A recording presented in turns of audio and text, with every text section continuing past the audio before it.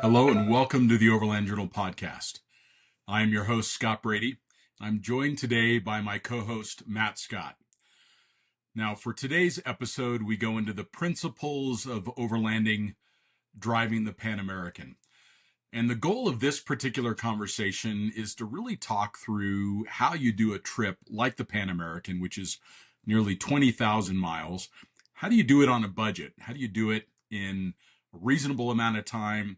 Or how do you minimize your cost per day for a trip like this? We really want to start to discuss the opportunities that are around traveling less expensive, ways to cut costs, the kinds of vehicles you want to use for the trip, the places you should consider going, and overall how to reduce the expenses for doing the entire PanAmerican. So please enjoy this conversation with Matt Scott. And a special thanks to onX for their support of this week's podcast.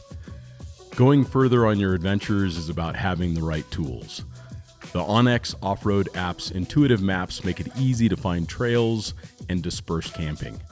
And their offline maps give you full GPS navigation capabilities, even without cell coverage.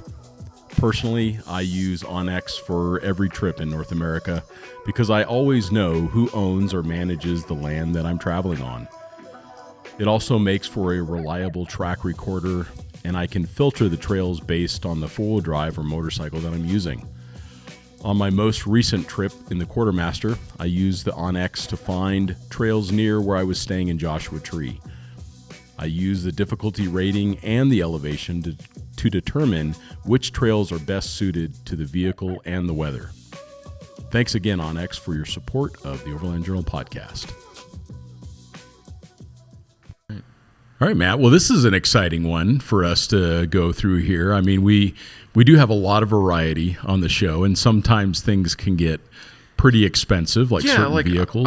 I think if I was to critique myself, I would say that I probably focus on the expensive stuff too much. So I think that this will be an interesting podcast. We're talking about how to do the PanAmerican Highway in its entirety for under $25,000 US, including buying a car. Yeah.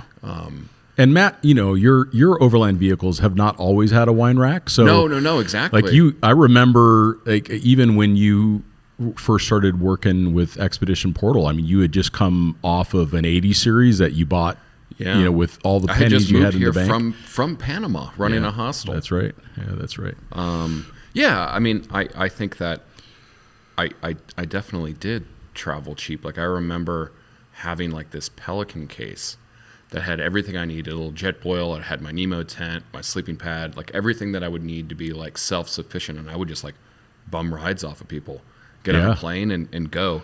That's awesome. Yeah. And I think back too, I mean, when I, first became an adult, I went into the military, and I remember my salary as when I was, because I happen to remember what it was when I was an E4, but like it was like $960 a month. Yeah. It's like, I did a lot of sleeping in the back of my vehicles. So, I think, and I look back on it too, and you've mentioned this, and this is part of the reason why I think it's so important for us to cover it. But I remember Laura and you telling me how that trip that you guys did around Australia in an old 70 series that you saved your money for, and you were doing a lot of camping because you were on a tight budget, that those were some of the best times of your life. Yeah, it was great. I mean, I have to admit that I've never really, there's folks that'll travel and they keep like spreadsheets of what they're saving to really dial it in. I've always tried to like have some kind of income coming in while I travel. Sure. When I was younger, being a full-time writer, photographer, in this space, like it was easy. Doing the trips generated some money for me, and new content. But it was like being in the remote places of the world was really, really cheap because it was like you always have to feed yourself, and then the slower you travel, the slower you drive, the less expensive the vehicle aspect comes, right, as far as fuel. And I think there's a couple ways to do it, and that I think that's maybe we start with that is. There are people who travel full time and they travel very slow, which is how they keep their expenses down. And then there are other people who they travel actively, but they travel cheaply. So the one that comes to mind for me is, on the first example, would be like the Bells. So the Bells were able to, because we've talked about this on the podcast before, but they traveled on about $2,000 a month. And that was for a family of 4 in a Land Rover. And they camped out in the vehicle essentially every night. I remember when they first came to the United States, so this would have been probably 2016 or so, somewhere around there, 2015. They actually stayed with me at my house for the very first night that they had in America on their way up through the Americas. And they had told me that they had not slept outside of the roof tent in almost 60 nights. Yeah. So that's an incredible amount of discipline to keep their expenses down. So I think that there are ways to do that. Another one that comes to mind, and I've used this as an example several times, is Stefano Melgrati, good friend of mine, Italian. He's an architect. He works really, really hard. He saves his money, and then he goes off and he sees the world. And when I first met him, it was in Baja, and he had just completed riding across Europe, riding the length of Africa, and then coming up the entire length of the Americas. And I bumped into him in Baja.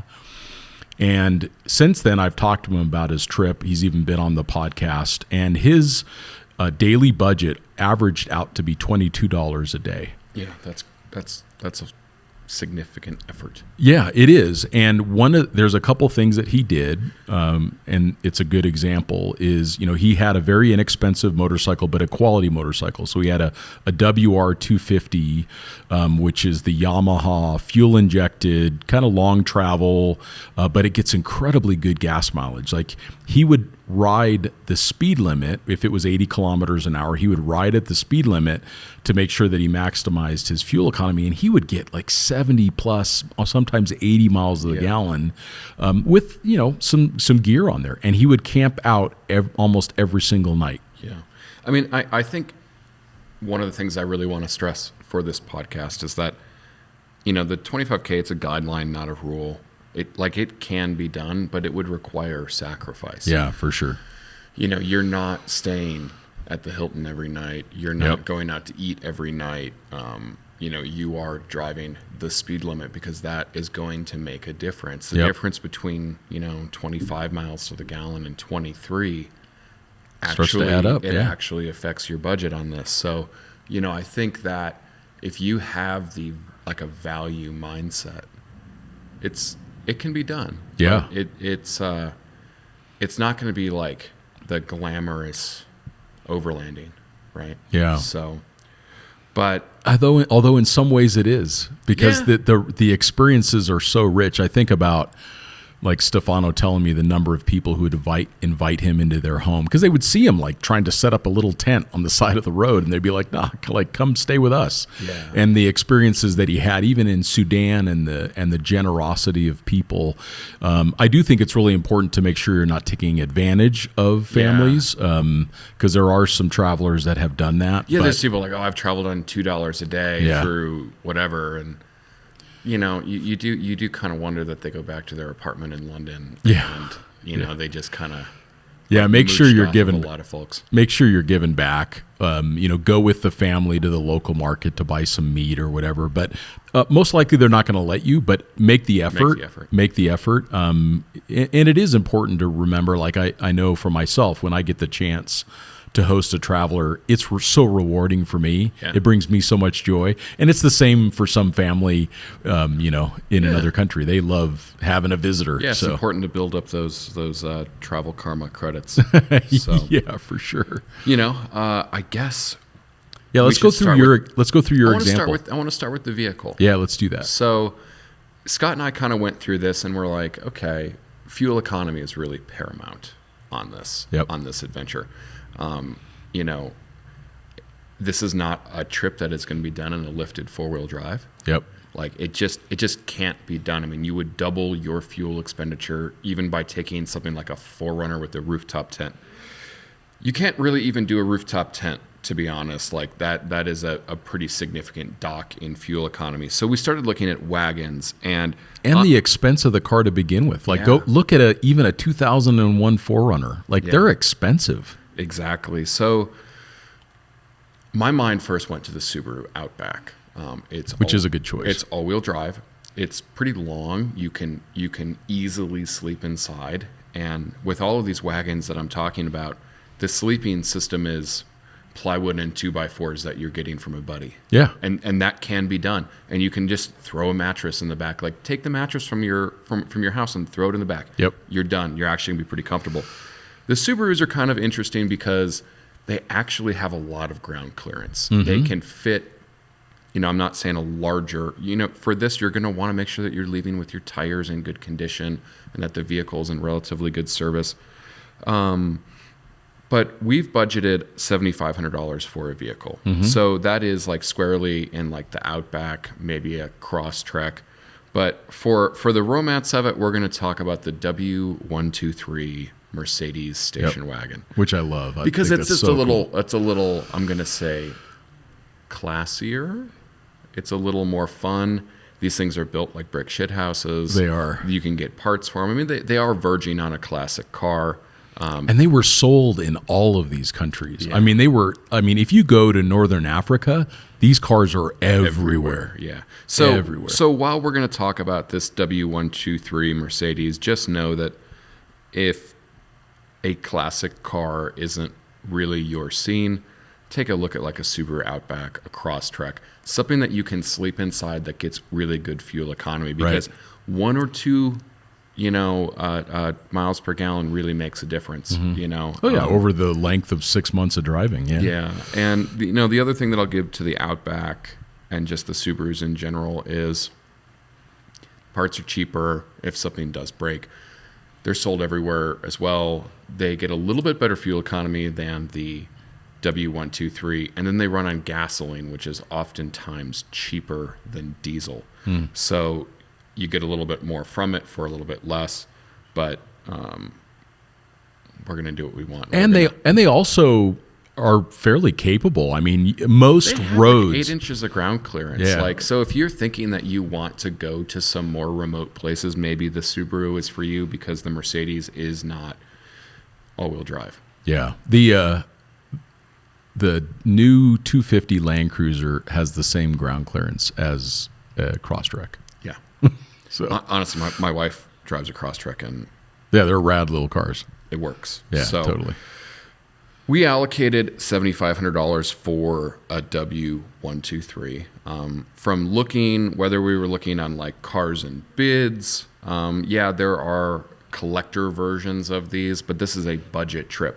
Yep. You're looking for something that has faded paint, that maybe has a crack in the seats or whatever, that means it's not going to be a collector car.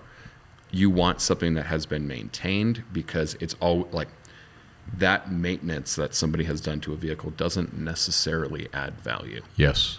So I would not even be looking at these auction sites. I would not be looking at a dealership.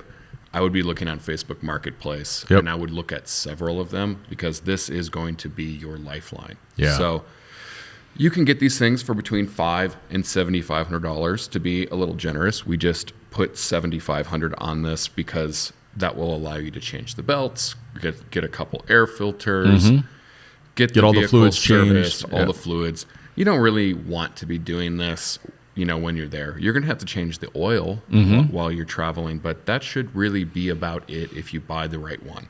These cars can run for 500,000 miles. Totally. So if you see one that has 150, that's low. Yeah. 200, 250, I would not be concerned. Neither would I.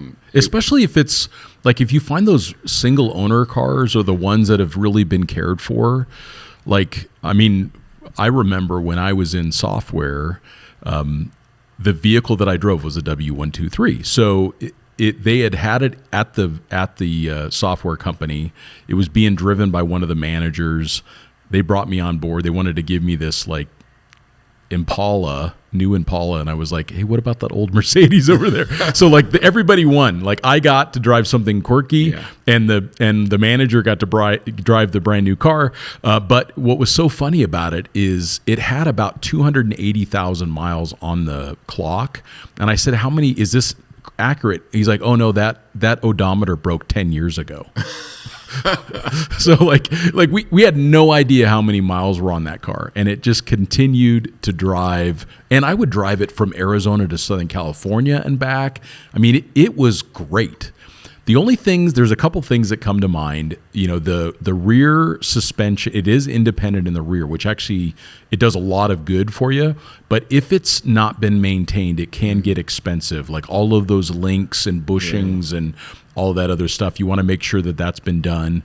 It isn't difficult to put a limited slip in there, and that could be something that could add kind of a little bit of back road traction. Go with a little bit larger diameter tire. They had 14-inch wheels on them, so they actually had fairly decent flotation. So don't be afraid to air them down. Make sure you got an air compressor with you and a tire repair kit.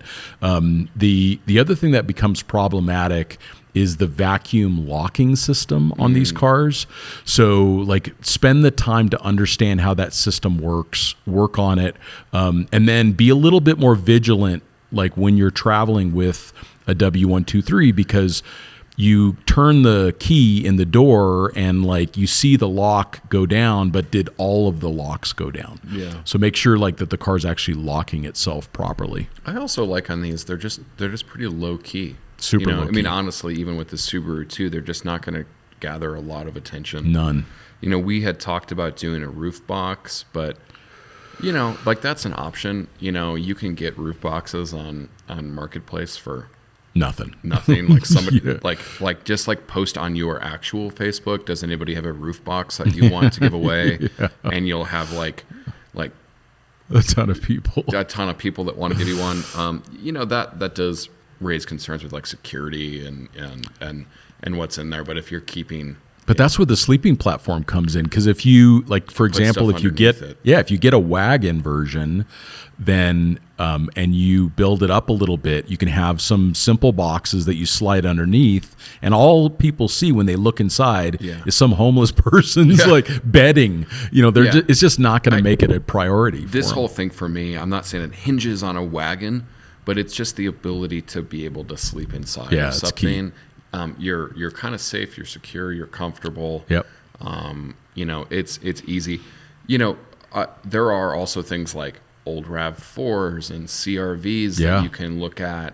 Depending on your height, you might be able to sleep in those. But I think that you'll be a little more comfortable, you know, with the wagon. So 25,000 miles is what we're kind of allocating. So the PanAmerican highway is about 19,000 miles. We're allocating 25, and that's to get up to Alaska. That's like some side trips and all of that. So that's 40,000 kilometers. We're allocating 25 miles to the gallon. That's 1,000 gallons of fuel, 3,800 liters. That's about $4,000 you're going to spend on fuel, because we're allocating $4 a gallon for fuel. In some countries, it may be higher. Yep. In some countries, it may be lower. Yep. But 4 is the number that I'm at least using in my planning. And when I look at what things cost, that seems to be roughly the average. And it can be the thing that can be a budget buster. Like if something happens, like a war in the Middle East or whatever, fuel prices can really be affected in these countries. Yeah. But for the most part, you're looking in that $4 to $4.50 a gallon range when you're going through the Americas. So. Yeah. You know, and I think that if you're on a budget and this is all you have, if you have access to credit, you can get a credit card. I'm not saying go in credit card debt for this, but the things that you can pay for on the credit card, do so. Put the fuel on the credit card, preserve your cash. You know, high yield savings account. I'm not a financial advisor, but a high yield savings account is pretty passive. You know, you can usually pull money in and out of those. If you have investments, a money market, sometimes depending on the interest rates can be a good thing. And you can actually stretch that money a little bit more. Like keep, you know, there's sacrifice to do it on this budget, but it can be done. So you have to be financially savvy. Right? Yeah. Well, if you look at it, if you and sometimes people have, they've saved their whole life, they're in their 50s or whatever, and maybe they've got 120 grand in their investments that isn't their retirement. Yeah. Like if you've got 120 grand in the bank and you're in something like SPYI or some kind of higher yielding ETF, then you can cover this, most of these, or at least half of this expense just off of the income from an account like that. Not everybody's going to be in that position, but if you are, know that you could probably do this and not necessarily like really set yourself back. Or Airbnb your home. Like I think about, like my little house downtown Prescott, it cash flows enough to afford full-time travel at this kind of travel. I think that stuff's like relevant for people later in life. Like in my mind, which is me. The person that's doing this, like I'm thinking of like 22-year-old Matt that's trying to do this trip. He just graduated 22-year-old from college. Scott. Yeah. No money, zero. Yeah, less than no money. So preserve your cash. Maybe a little bit of credit card debt isn't bad, but figure that out later. Because in a lot of these places, bank transfers are going to be more the standard of doing business. Yep. Or it's going to be a cash economy. So you're going to, you don't want to get to the end of the trip or the middle or wherever, and all of a sudden like, oh, you've got to ship your car home or sell your car. However you're figuring that at the end, we'll talk about. But or you have an unexpected mechanical expense that costs $1,000 You're or probably $2,000. not going to be able to put, the repair from a local mechanic in Honduras on a credit card. That's right. So that's where I'm saying preserve the cash. If you have the option, put it on the card. So the other big expense for this is going to be the shipping from Panama to Colombia. Yeah. There's no way around it. Like you cannot drive it. There's not a ferry operating not in this scenario. Anymore. So I reached out to Overland Embassy, and actually just this morning they got me a quote. So for a shared container, it's $2,295 to ship from Panama to Colombia. I would have to also add on there that there's going to be some ancillary expenses, right? You're losing your place to stay, so you're going to have to you're going to have to stay in a hotel. On this budget, you're staying at a hostel. Maybe look at a private room. But hostels are also really cool because you may be able to find other travelers that are willing to go with you for sections and share some expenses rather than them spending money on a bus ticket in Central America or South America or a plane ticket. Maybe they'll split the gas with you.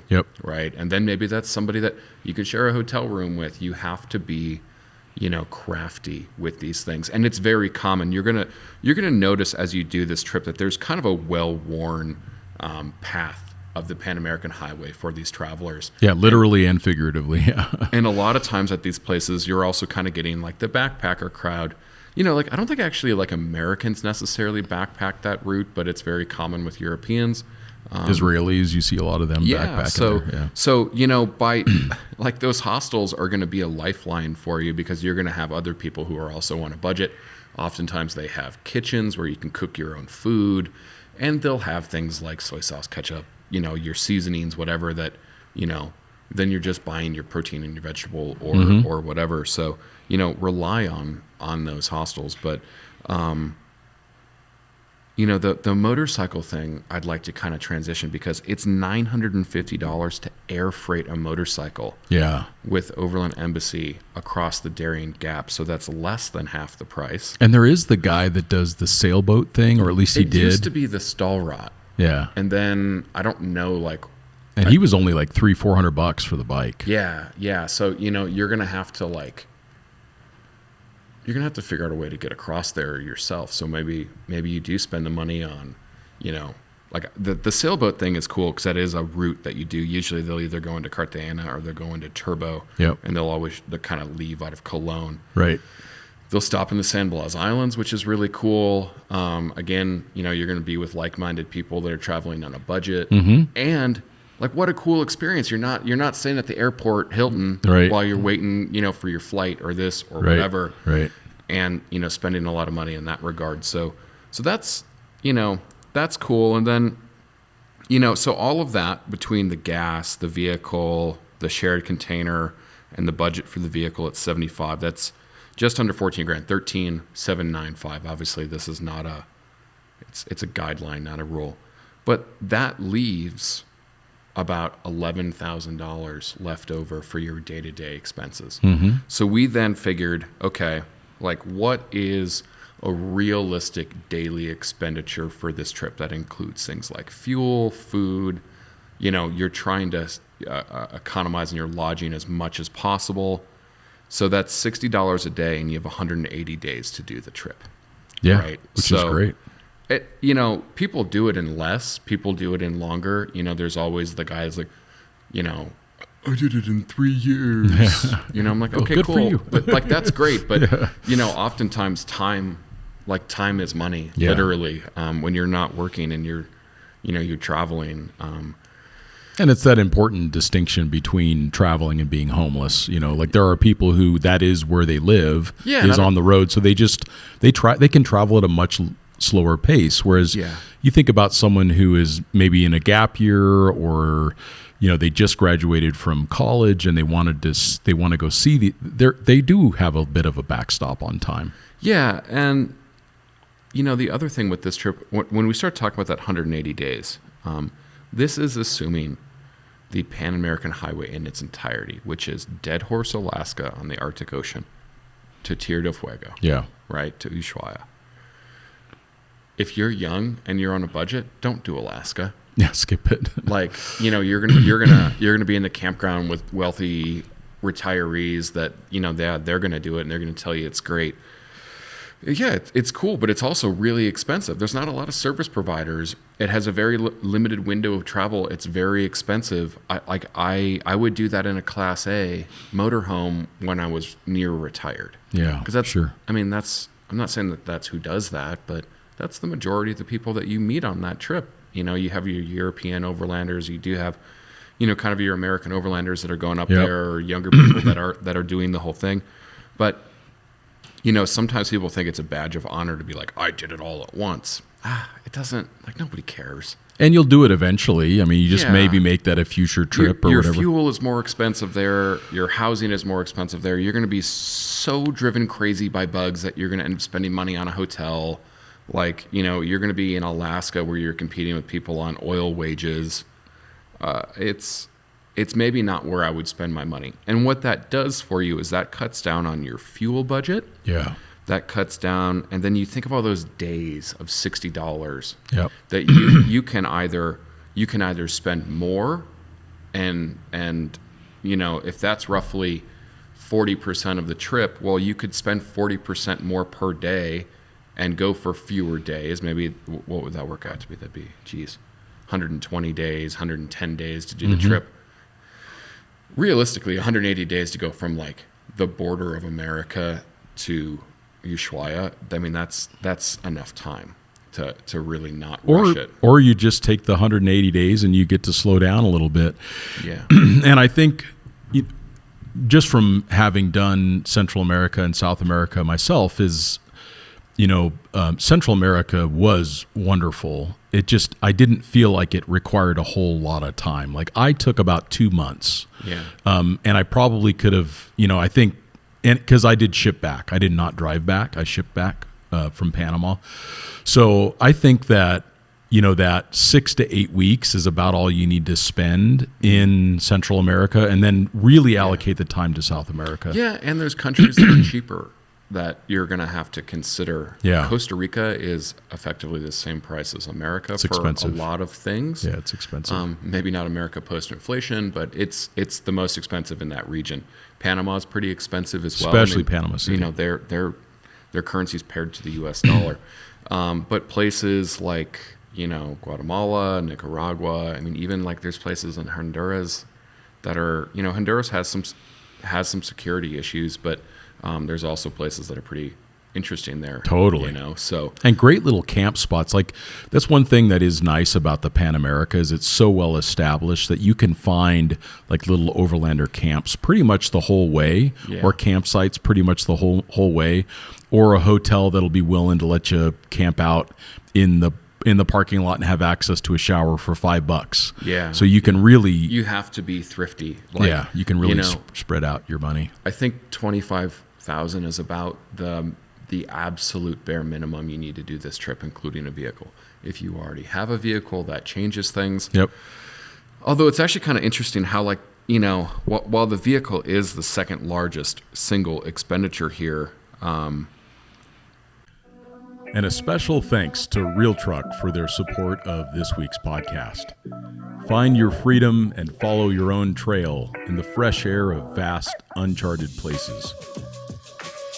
Introducing the exclusive Real Truck lineup of overlanding accessories designed to take adventurous explorers just like you into the furthest reaches, with gear for camping, off-roading, and more, including the all-new Real Truck Go Rack, Go Tent, and Overland Awning. And here's to those inspired, self-actualized, brave souls that are ready to unplug and check in to pure wilderness. Bring your truck to life at realtruck.com.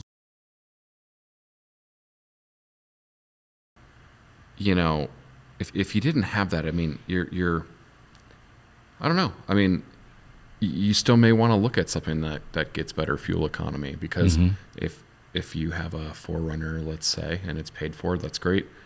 But maybe it's getting, what does a 5th gen 4Runner get once you do the typical overland guy stuff to it? 10, 12. Yeah, if you're lucky, 15, 16. Yeah. And, I always, and maybe this is more general advice, but my wife and I have always traveled under the concept of do the hard stuff and the furthest stuff first in your life. So, places like, there's a lot to see in Mexico. There's a lot to see in Costa Rica, but those places are actually pretty easy to get back to later in life. You don't need to go to Acapulco. Yeah. You don't need to go to Cancun.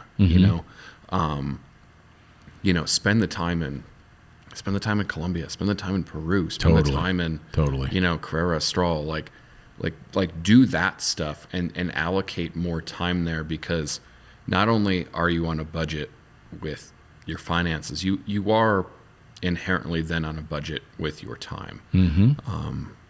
So yeah, it's funny though, it can be done, and it's impressively cheap if you just stay away from, if you're trying to first world travel in a third world country, it gets very expensive. If you're just willing to stay in and there's nothing wrong with these places. I've stayed in lots of these hotels and motels, like in South America, for example, and they can be like $18 a night. Yeah. They can be $14 a night. Yep. You just don't, if you stay at the one that gets the best Yelp review and they say, their cappuccinos are amazing, you're going to spend $100 a night on that. You're going to spend $120 a night on that. Yeah, exactly. Those conveniences do come at a cost. So I like this concept because a lot of people have a $25,000 budget to outfit their vehicle to do this trip. Yeah. Right. I mean, you don't really realize, you're like, the fuel for that trip would be so expensive. And then you realize that's the cost of a good roof tent. $4,000 is what a good roof tent costs. That's right. That's an Easy On or an or Alu a fancy long travel suspension. Yeah, you can blow that on King coilovers. Yeah, that's right. Or you can spend your shipping budget on Baja Designs lights. Yep. No one cares. Yeah. I don't know how simply you can say that. That's the thing. If you have the money, then of course, get all the cool stuff and do it in a fancy car, but I took the lights off of my Earth Roamer because I'm always drinking beer at night, not driving. I'm camping at night. Sure. And in a lot of these places, you really shouldn't be driving at night as well. You really do want to avoid it. And surprisingly, they do aftermarket driving lights do create an opportunity for the police to pull you over. The only time I've been pulled over in Mexico by the Federales was I was like 15 miles south of San Felipe, driving at night, trying to make it to Pete's Beach Camp. And then, like, all of a sudden, like, a cop pulls out, and I'm like, there's not even a house for miles. Right. It can be an excuse. I mean, I'm not, like, ragging on Baja Designs or something, but, like, just know that, like, maybe some of the things that people think make you an overlander, and I'm air quoting here, it doesn't matter. And you typically have to have the covers on them in these countries because you're not allowed to have those kind of driving lights. So then you're stopping and getting out. And I mean, just go with, like, maybe upgrade your fog lights that are in the bumper so nobody really sees them. And then that's going to be fine. It's going to be enough. Gonna be fine. It's going to be enough. But again, like, that's where the wagon really comes into this. Like, I almost just don't see how it could be done outside of like a car. Yeah. It's because it really is that fuel economy and the ability to sleep inside easily. But you had some good examples, like RAV4s are very inexpensive. They're incredibly reliable.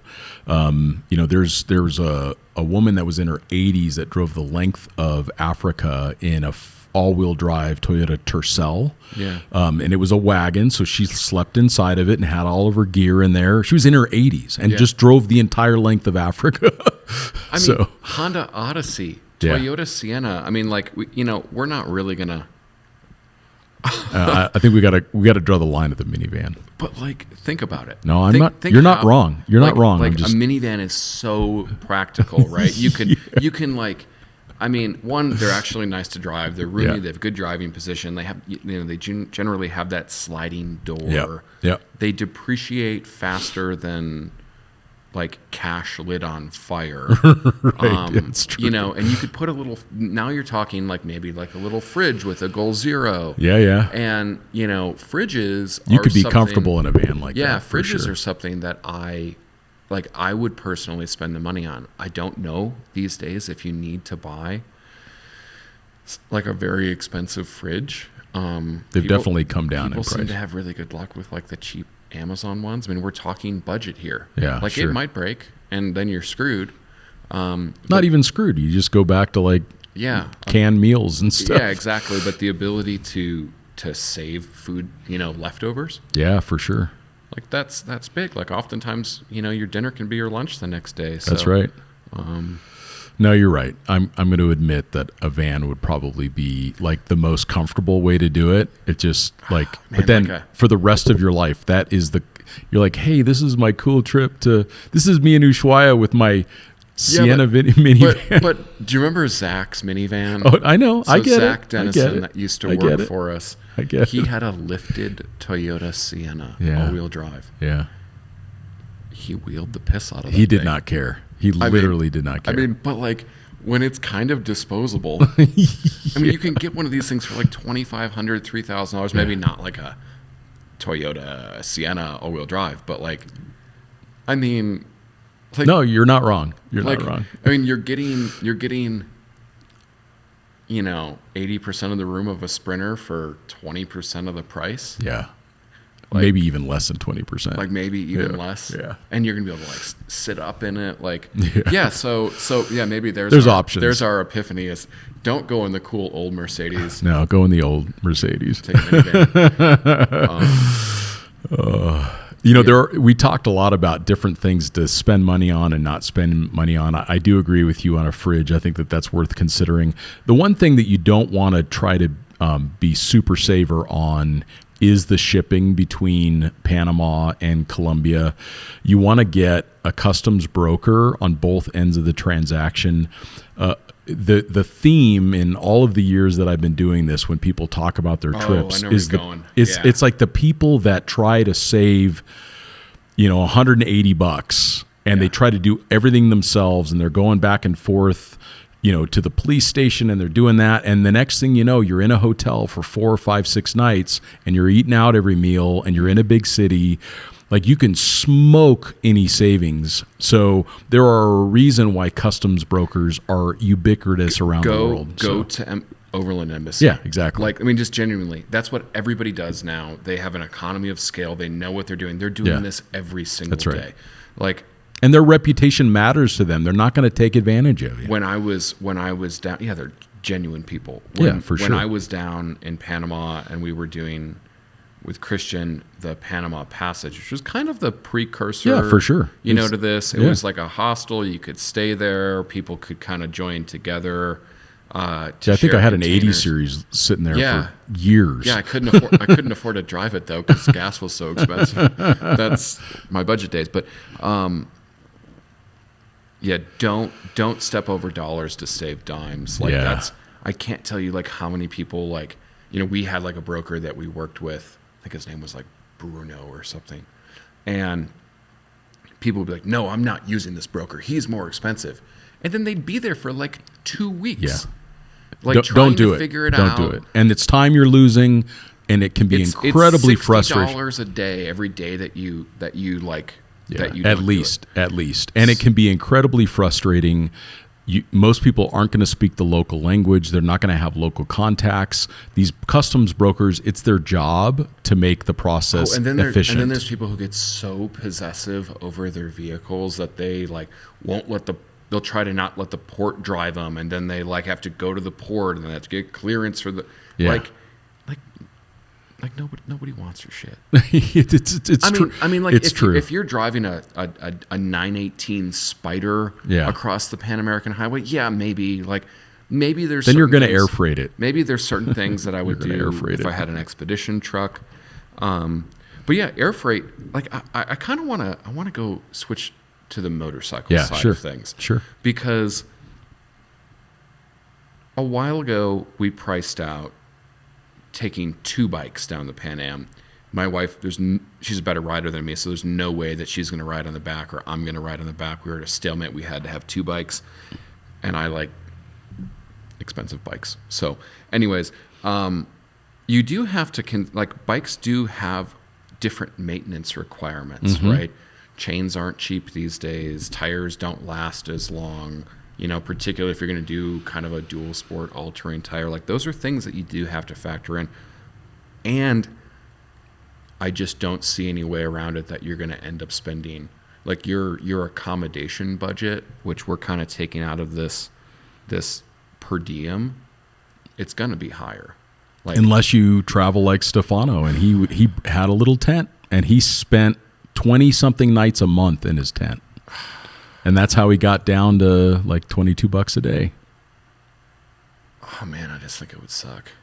He said it was challenging, but like, aren't we supposed to do hard things? I know. I mean, like maybe I have the wrong aspect of this, but like, I just like, if you were on principle trying to stick to a budget, but you still had that, maybe you still have that credit limit or you've got some money tucked away. When you ride 200, 300, 400 miles a day, and you're like out in the environment, you're in the elements. There's gonna be days where you're just gonna you're gonna tap out, and you're gonna go for the hotel. Yeah, and it depends on the person. Yeah, I mean, Stefano is like uniquely like he enjoys the challenge of it. He would eat once a day. And so he got very thin. It's kind of like an ultra marathon mindset. A bit of stoicism. Yeah. Like he just like really focused on like the experience to him, and the cultural interactions was more important than anything else. So he made all of these other sacrifices to be able to ride around the world, and pretty amazing. Yeah, I mean your fuel gets cut. I mean, geez, these days a motorcycle that gets 50 miles to the gallon is inefficient. Yes. You can get motorcycles that are comfortably in the smaller bikes that are in the 75 miles to the gallon range. Totally. All day long. All day long. You can, for $7,500, you can go buy one of those brand new. Yeah. I mean, like the little KTM 390 Yep. Adventure and that kind of stuff. I think they're like $7,500, aren't they? Yeah, right now they're really cheap. Oh, yeah. Yeah. But they have a new one. I mean, that in slight side tangent, but like I'm going to do the BDR, the Idaho BDR later this year, and I'm going to get this new KTM 390 Adventure R or something equivalent to it. It doesn't have to be that bike, but I want something that is super small. And then the reason why I want to do that is I want to have a bike that on a Wednesday I can be like, I'm shipping this thing to Addis Ababa or wherever. Yeah. So they're not that expensive. And I think that if you haven't looked at motorcycles in a while, it's important to note that you're like, oh, I'm not riding a 390. Like, the horsepower per liter it's of insane. Motorcycles Just like cars now. It's completely different, right? They're a lot more efficient. They can still make like pretty considerable power. Anyway, so you can get away with a smaller bike. You do have then costs like you're not only your life is going to your life is going to depend on the safety gear that you have. So helmet, you're going to spend $1,000 on a helmet. Yep. There's some good options, probably in the $500 range, but you're probably going to want something that maybe you're going to want to do the little Bluetooth thing because you're otherwise just going to be listening to a motor for 25,000 miles. Right. You're going to want good equipment. You may wear out a jacket. You may wear out pants. Yep. And these items aren't cheap. You're looking at, like, you probably would budget $2,000 for. Yeah, unless you hop on eBay and you get some stuff used. I mean, there are options that help. You don't want to buy a used helmet. I'm not saying that people haven't. It just use your head. Yeah, that's the one thing you want to make sure you get a quality The best helmet. deal that's going right now for used motorcycle gear is being the same size as Scott Brady. Because I get all my gear for free now, and it's great. It's like the motorcycle thing I find to be more challenging, maybe more authentic. Like I definitely, like when I'm traveling and you find an international overlander on a bike, do you need water? Do you need beer? Yeah. Do you want to come over for dinner? I think that it opens people up a little more because they realize that you're not doing it the easiest way. Yeah. There's a difference in the way someone will perceive me doing this trip in my Earth Roamer versus somebody on a budget doing it on a small motorcycle. And even the locals view it that way too, because most locals, like the first vehicle that they probably experienced was a motorcycle. Their family probably at least owns a motorcycle. That's true in Africa and it's true throughout the Americas. So motorcycles don't come across as intimidating.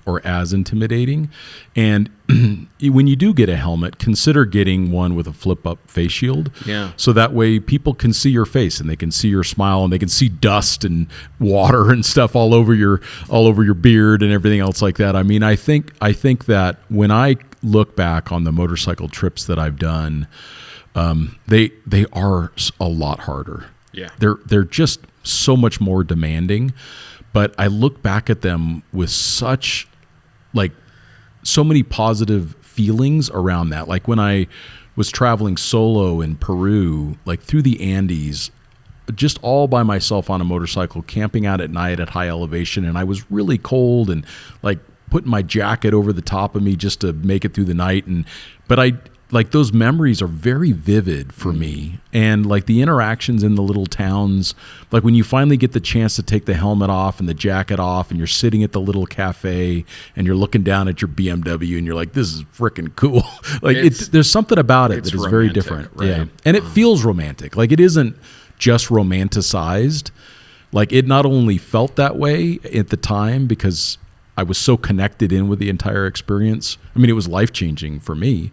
But even when I look back at it, like I think about like the trip that Sinway and Micho and I did across Colombia. It's up on the wall behind me. But like that was hard. Yeah. That was really hard. And it's one of the best trips I've ever been on. Yeah. maybe this is a wake-up call for him, but I don't know if I could do it. I don't know if I could do the Pan Am on a bike. It's hard. I think it would be really hard. Yeah, it's hard. I think that it would be, like, I travel with my wife, Laura. I think it would be She hard. could totally do it. She could do it. She's way tougher than me. I think it would be hard to do it 2 up. Yeah. She would just, like, eventually, you know, I'd have penises drawn on my back or something. She'd be so bored.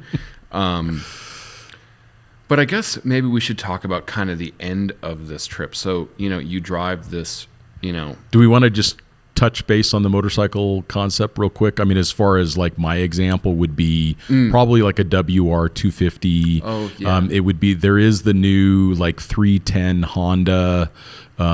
It's like a little rally. Yeah. That these are bikes that you can find used in the $3,500 to $5,500 range, and they were sold in a lot of these markets. So they're super reliable.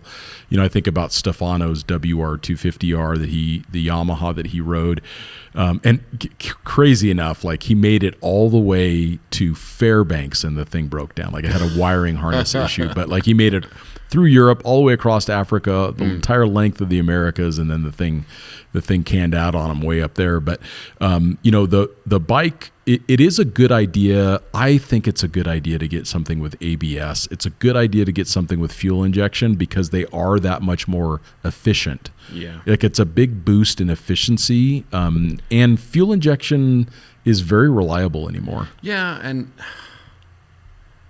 I mean it's higher technology, but arguably simpler. Yeah. You know, it's you have a fuel pump on a carbureted motorcycle either way. Yeah.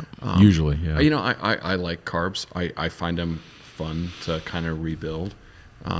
But, you know, finding a rebuild kit for an older motorcycle versus you know, a fuel injector that may be an off-the-shelf part. The one exception might be a KLR.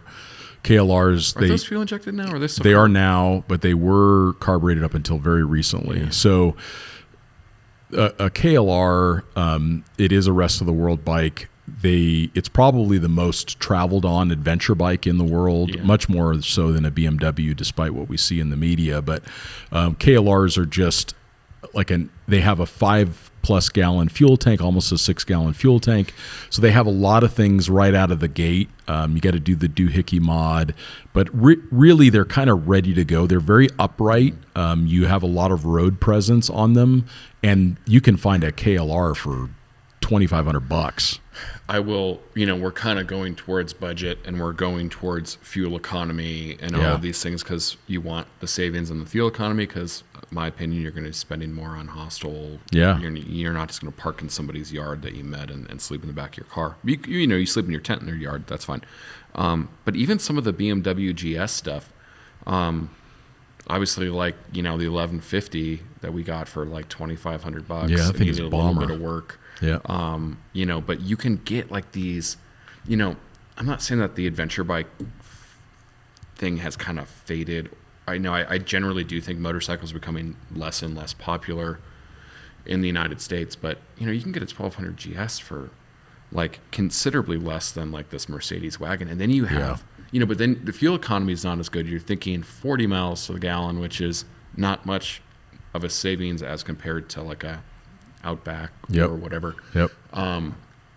No chains, you know, so a little bit better on maintenance. But if you're a bigger person, some of these smaller bikes may not be the best choice for you. The only downside, I see two downsides of the smaller bikes from having ridden them in other countries is there is something about looking different than everyone else on the road that's riding a motorcycle. So when you're on a GS, you end up with this road presence that everybody knows. You're like tall. You're different. Yeah. You stand out as being different. You're not just another local on a bike that they're going to try to push towards the shoulder when they go around you. They're going to be like, it's going to give them just a little bit of pause. It's like the equivalent of like the big truck thing in America. Yeah, like, that's right. And then the other thing is, on a motorcycle, you tend to gain efficiency during the day because you got to stop more often because you get a little fatigued, you need a break. But you gain that efficiency back by being able to pass quickly. So that's the one thing that worries me about a little bike. Like I think about when I was in Colombia and Ecuador and Peru and all that with that GS, it's like that thing, you thought about passing and you were already around the truck. Yeah. And if you're on something like a 390 and you're making 40 horsepower, like, it's kind of a lot of, Yeah, it's going to do the job just yeah, fine. it's just not going to rip around somebody, which that can be an advantage. Yeah. So, those are just the things that it's like anything that you're balancing. But, like I think about back to Stefano, he just slowed down. He just wasn't in a rush. He'd park behind the truck and just, until he got to the top of the mountain or found a really safe place to pass, and then he would pass. Yeah. Yeah, I also wanted to take a brief moment to thank all of you for listening to the Overland Journal podcast. By listening to this podcast and subscribing to the Overland Journal magazine, you're supporting our employee-owned and veteran-owned business. Impartial reviews and in-depth content like this would not be possible without your support. If you enjoy the podcast, I think you'd really love the print magazine as well.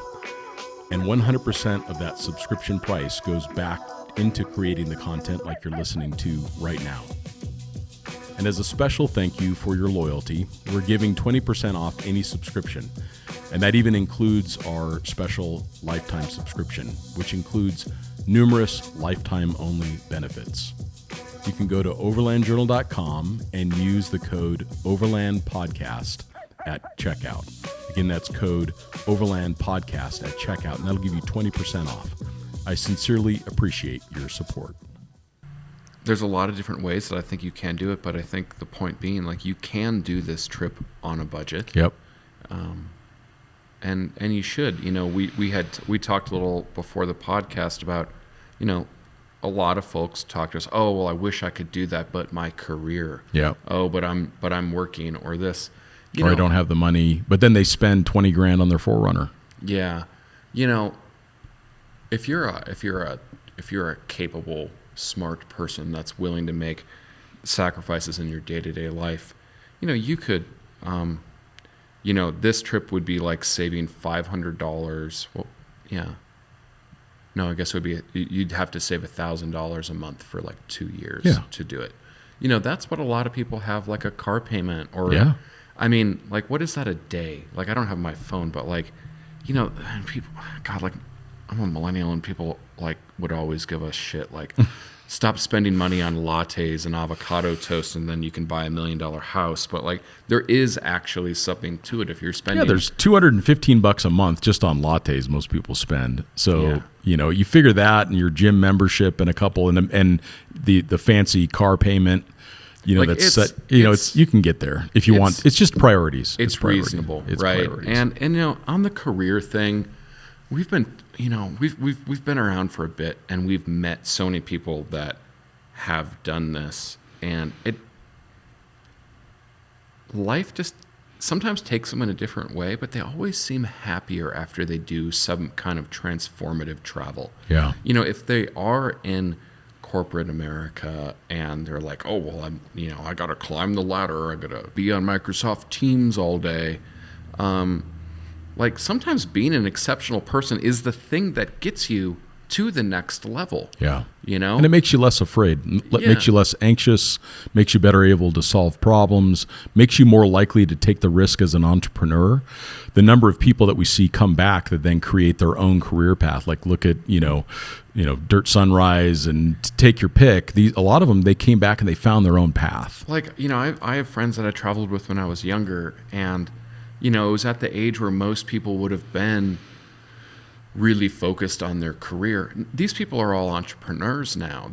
I'm not saying it's the trip that changed them. They were really, most of these people were pretty intelligent to begin with. But, just remember that, just do it. Yeah. Well, and also, like, nobody escapes this ride alive. Like, it's like we have an expiration date, every single one of us. So I think the remembering that we don't get to escape this ride alive it helps us make decisions like this, because if it's important to you, you'll find a way. Yeah. And a lot of people do, and a lot of people do it on the cheap. If you've got an example of you doing trips on a low cost per day, we'd love to hear about it. We'd love to share that with others to encourage them, and then, I just want to throw out there, like, if someone is going to take either Matt's example, if someone is going to drive the length of the Americas in a W123, or they're going to pick up, an inexpensive motorcycle and they're going to go do the same thing, we'll help you.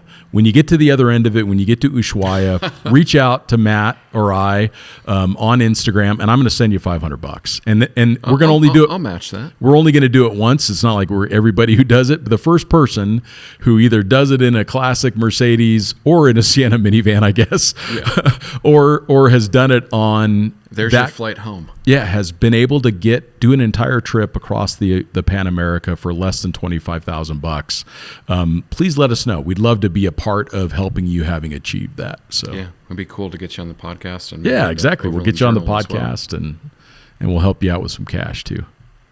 Well, cool. I think the last thing I wanted to just chat about is, you're obviously getting to the end of the Pan-American Highway. You're in Argentina. You can't just like light your car on fire, right? So you are going to have to figure out, are you going to ship it? But I think the interesting thing to do is, if you're looking at the vehicle more as a tool, some people get emotionally attached to their vehicle, and that's fine. I get it. You can sell your vehicle to another traveler. Like, I see it on like the Pan Am Facebook groups. I see it on Overland, actual like travel groups. Sure. There's almost always like a vehicle that is, somebody has completed their trip and they're selling it. Yep. In the United States, like for example in Arizona, super simple. It's really simple to transfer that registration. There are things that you then have to do in country, to kind of, with the registration of the vehicle locally, as far as like being attached to your passport and stuff. But that's really something to consider as well. And if you're willing to do the trip, like I always romantically think, riding from the north to the south. Yeah, but if you're willing to go from the south to the north, you can have a proven vehicle fly into Ushuaia and start heading north. Yep, that's right. And then you can get it that much closer to home. Like roll on, roll off from Panama into Houston is like cheap, $1,000 or so. Yeah. It's just not that expensive. So, well, I'm excited to see if people can do this. Yeah, and we'd love to hear your stories for those that have done it, because we don't want people to feel like overlanding is too expensive. We want there to be lots of great stories out there of people doing it, even with their family, and affording it. So awesome. Well, we thank you all for listening, and we'll talk to you next time.